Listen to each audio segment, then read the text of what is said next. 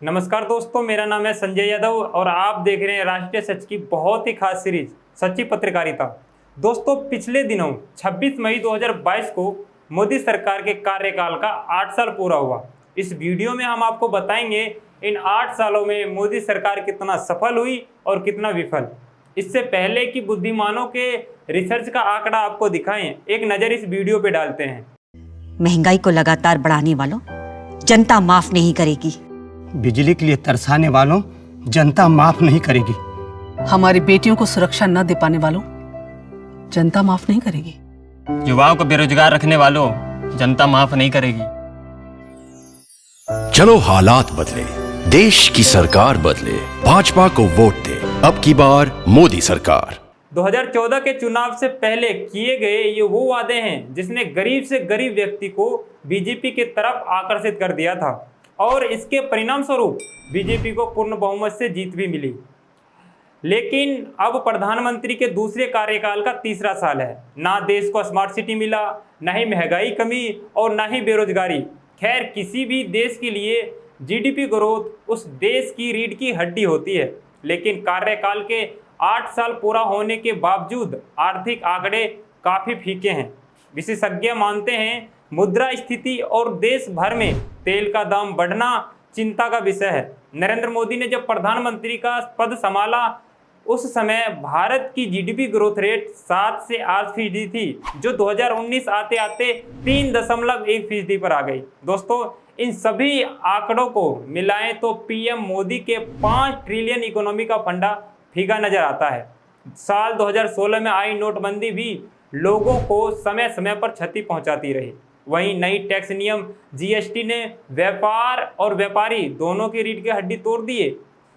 EMIE के CEO Mahesh व्यास कहते हैं 2011 से 2012 में भारत की सबसे बड़ी चुनौती निवेश में मंदी थी, क्योंकि भारत सरकार निवेश पर ध्यान नहीं दे पा रही थी। लेकिन सत्ता बदलने के बाद भी 2016 से हमने कई आर्थिक झटके झेले हैं। नोटबंदी, जीएसटी और रुक रुक कर लगाए गए लॉकडाउन ने रोजगार पे क्षति पहुंचाई। अंतिम आधिकारिक आंकड़ों के अनुसार 2017 से 2018 में बेरोजगारी पिछले 45 साल का रिकॉर्ड तोड़ चुकी है। CMIE के रिकॉर्ड के अनुसार ये दर अब डबल हो चुकी है। विशेषज्ञ मानते हैं हर साल देश की अर्थव्यवस्था को 2 करोड़ रोजगार चाहिए ही चाहिए, लेकिन बीते दशक का रिकॉर्ड देखें तो सिर्फ 43 लाख नौकरी ही हर साल मिल पाता है। उसमें भी दोस्तों कभी पेपर लीक, रिजल्ट का ना आना या देर से आना, ये तमाम ऐसी समस्याएं हैं जो बेरोजगारी क्रिएट करती है।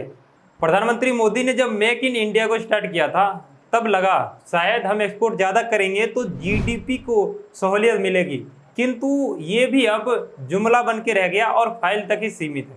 पिछले सरकार के अनुसार इस सरकार ने इंफ्रास्ट्रक्चर और बिल्डिंग पे बेहतर कार्य किया है। जहां पिछली सरकार सिर्फ एक दिन में 8 से 11 किलोमीटर हाईवे का निर्माण कर पाती थी, तो वहीं इस सरकार ने एक दिन में 36 किलोमीटर हाईवे का निर्माण कर दिखाया है।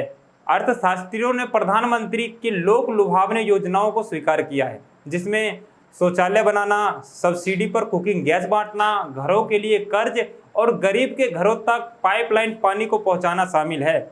लेकिन अधिकतर शौचालय दोस्तों अब उपयोग में नहीं आ रहे हैं, क्योंकि शौचालय के फंड में लोकल प्रधान ने खूब घपलेबाजी किया है, जिसका कारण कम पैसे में बेहतर शौचालय तैयार नहीं हो पाना है। गैस के दाम बढ़ने से उज्ज्वला योजना भी पिटता हुआ नजर आया है। औपचारिक अर्थव्यवस्था में शामिल हुए अधिक लोग डिजिटल पेमेंट के तौर पर भारत ने छलांग लगाया है। वहीं जनधन योजना से गरीब को काफ़ी सहूलियत मिला।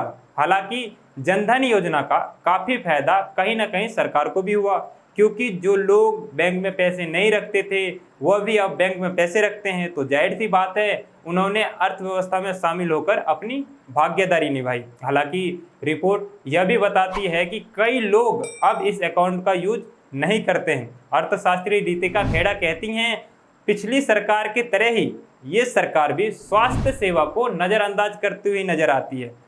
दुनिया में भारत ऐसे देशों में शामिल है जहां स्वास्थ्य सेवा पे सबसे कम सार्वजनिक धन खर्च किया जाता है। वहीं मोदी सरकार द्वारा चलाई गई योजना स्वास्थ्य बीमा योजना भी कुछ खास नजर नहीं आ रहा है।